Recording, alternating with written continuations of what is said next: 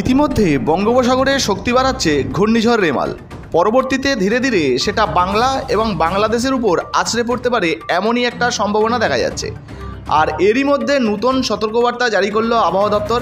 আগামী কয়েক ঘন্টার মধ্যেই উত্তরবঙ্গ দক্ষিণবঙ্গের বেশ কয়েকটি এমন জেলা রয়েছে যেখানে ঝেঁপে বৃষ্টি আসার সম্ভাবনা রয়েছে। তো বর্তমানে উত্তরবঙ্গ বা দক্ষিণবঙ্গের কোন কোন জেলায় বৃষ্টি আসার সম্ভাবনা রয়েছে, কোথায় ঝড় বৃষ্টি হতে পারে, কোথায় বজ্রবিদ্যুৎ সহ বৃষ্টির সম্ভাবনা রয়েছে, বাংলাদেশের কোথায় কোথায় বৃষ্টিপাত হতে পারে, পাশাপাশি এই ঘূর্ণিঝড়ের অবস্থান এই মুহূর্তে কি রয়েছে, কত তারিখে ল্যান্ডফল হওয়ার সম্ভাবনা রয়েছে, সর্বোচ্চ গতি কত হতে পারে, সমস্ত কিছু লাইভ ট্র্যাকিংয়ে আজকে আপনাদেরকে দেখাবো। তাই ভিডিওটা একটু স্কিপ না করে পড়ে দেখুন। আপনি যদি আমাদের চ্যানেলে নতুন আসেন অবশ্যই চ্যানেলটিকে সাবস্ক্রাইব করে পাশে থাকবেন। চলুন শুরু করা যাক। তো বন্ধুরা, এই মুহূর্তে আমরা আবহাওয়া দপ্তরের দেওয়া তথ্য অনুযায়ী 23 তারিখের পূর্বাভাস দেখব কোথায় কোথায় বৃষ্টির সম্ভাবনা রয়েছে। তো প্রথমত আজকে যদি আমরা উত্তরবঙ্গের জেলাগুলি দেখতে পাচ্ছি ইতিমধ্যে উত্তরবঙ্গের প্রত্যেকটা জেলায় কিন্তু সবুজ সংকেত রয়েছে। বৃষ্টির তেমন কোনো সতর্কবার্তা কিন্তু জারি করা হয়নি। তবে যদি আমরা দক্ষিণবঙ্গের দিকে চলে আসি সেক্ষেত্রে আমরা দেখতে পাচ্ছি দক্ষিণবঙ্গের মুর্শিদাবাদ, বীরভূম, পশ্চিম বর্ধমান, পূর্ব বর্ধমান, নদিয়া, উত্তর চব্বিশ পরগনা, কলকাতা, দক্ষিণ চব্বিশ পরগনা, হাওড়া, হুগলি, পূর্ব মেদিনীপুর, পশ্চিম মেদিনীপুর, ঝাড়গ্রাম, বাঁকুড়া, পুরুলিয়া প্রত্যেকটা জেলায় হলুদ সতর্কবার্তা রয়েছে, সঙ্গে বজ্রবিদ্যুৎ সহ বৃষ্টির সতর্কবার্তা রয়েছে। তবে ঝড় বৃষ্টির কিন্তু তেমন কোনো সতর্কবার্তা এখানে দেওয়া হয়নি। আর একইভাবে যদি আমরা 24 তারিখের আবহাওয়ার আপডেট দেখি সেক্ষেত্রে আমরা দেখতে পাচ্ছি 24 তারিখেও উত্তরবঙ্গের কোনো জেলাতে কিন্তু এই মুহূর্তে বৃষ্টির তেমন কোনো সতর্কবার্তা নেই বা বৃষ্টির সতর্কবার্তা জারি করা হয়নি। যদি দক্ষিণবঙ্গে চলে আসি সেক্ষেত্রেও আমরা দেখতে পাচ্ছি দক্ষিণবঙ্গের মুর্শিদাবাদ, বীরভূম, পশ্চিম বর্ধমান, পূর্ব বর্ধমান, নদিয়া, হুগলি, হাওড়া, ঝাড়গ্রাম, পশ্চিম মেদিনীপুর, বাঁকুড়া, পুরুলিয়া এই কটা জেলায় কিন্তু বৃষ্টির তেমন কোনো সতর্কবার্তা দেওয়া হয়নি। তবে পশ্চিম মেদিনীপুরের কিছু কিছু জায়গায় বৃষ্টিপাত হতে পারে, পূর্ব মেদিনীপুরে বৃষ্টি হওয়ার সম্ভাবনা রয়েছে, দক্ষিণ চব্বিশ পরগনা, কলকাতা এবং উত্তর চব্বিশ পরগনা এই সমস্ত জায়গায় কিন্তু বজ্রবিদ্যুৎ সহ বৃষ্টিপাত হতে পারে। হলুদ সতর্কবার্তা এখানে হালকা মাঝারি জারি করা রয়েছে। তাছাড়া বন্ধুরা, এই মুহূর্তে যদি আমরা বঙ্গোপসাগরে ঘূর্ণিঝড়ের অবস্থান দেখি আমরা দেখতে পাচ্ছি ইতিমধ্যে বঙ্গোপসাগরে কিন্তু একটা ঘূর্ণিঝড় তৈরি হয়েছে বা নিম্নচাপ তৈরি হয়েছে, যেটা কিন্তু পোর্ট ব্লেয়ার হয়ে সরাসরি বাংলার দিকে এগিয়ে আসছে। 24 তারিখের পর যদি আমরা 25 তারিখ দেখি এই মুহূর্তে দেখতে পাচ্ছেন ইতিমধ্যে বাংলার কিন্তু মধ্যবর্তী বাংলার মধ্যবর্তী এলাকা দিয়ে আসছে। দেখতে পাচ্ছেন ইতিমধ্যে বঙ্গোপসাগরে রয়েছে, যদিও এর যে সর্বোচ্চ গতি এই মুহূর্তে যদি আমরা দেখি 54 থেকে 64 কিলোমিটার বা 70 কিলোমিটার পর্যন্ত হতে পারে 25 তারিখের 12টার আপডেট অনুযায়ী। পরবর্তীতে আবারও যদি আমরা সময়ের পরিবর্তন করে রাতের দিকে যাই দেখতে পাচ্ছি ইতিমধ্যে কিন্তু মায়ানমার আর সেই সঙ্গে বাংলাদেশের কিছু কিছু এলাকায় কিন্তু এর প্রভাব বিস্তার শুরু হয়ে গেছে। অর্থাৎ কালবৈশাখীর ঝোড়ো হাওয়া যেমন হয় তেমন এই ঘূর্ণিঝড়ের কিন্তু দাপট দেখা দিতে পারে।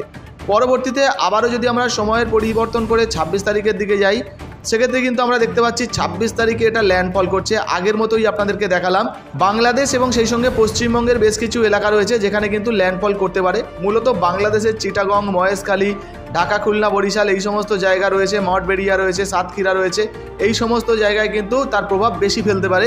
সেই সঙ্গে দক্ষিণ চব্বিশ পরগনা এবং মেদিনীপুরের কিছু কিছু জায়গায় এই ঘূর্ণিঝড়ের হালকা মাঝারি প্রভাব পড়তে পারে। দেখতে পাচ্ছেন 26 তারিখের আপডেট অনুযায়ী কিন্তু আপনাদেরকে দেখাচ্ছি। পরবর্তীতে যদি আমরা দুপুরের দিকে দেখি সেক্ষেত্রে কিন্তু এই যে ঘূর্ণিঝড়টা 26 তারিখে দুপুরের পর কিন্তু সরাসরি পশ্চিমবঙ্গের উপরে প্রবেশ করছে। চোখটা দেখতে পাচ্ছেন ইতিমধ্যে পশ্চিমবঙ্গের লাগোয়া যে এলাকা রয়েছে সেখানে রয়েছে।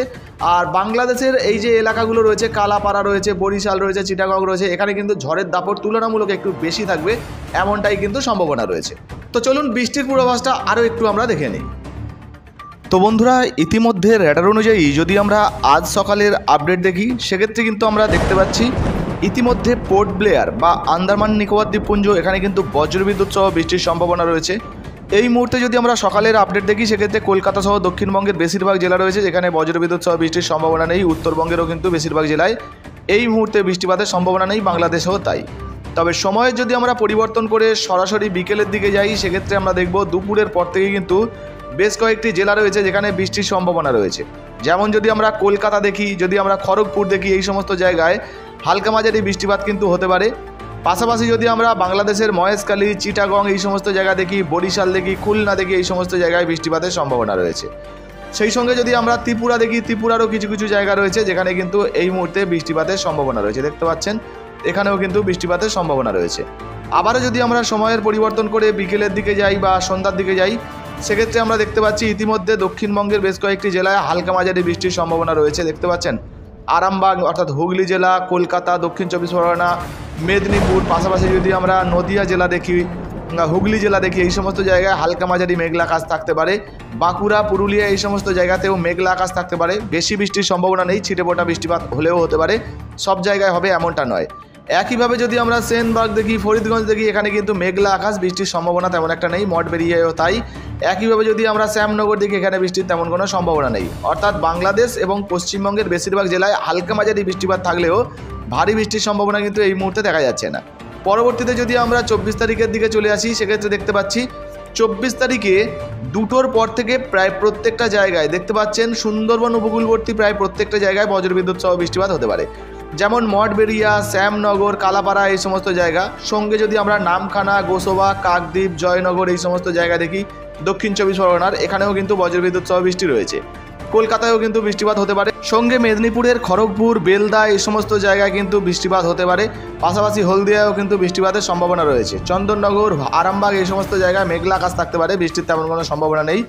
উত্তর 24 পরগনা, কলকাতার কিছু কিছু জায়গায় বৃষ্টিপাত হতে পারে, তবে নদিয়ায় এই মুহূর্তে বৃষ্টির সম্ভাবনা তেমন একটা দেখা যাচ্ছে না দুপুর 2টোর আপডেট অনুযায়ী।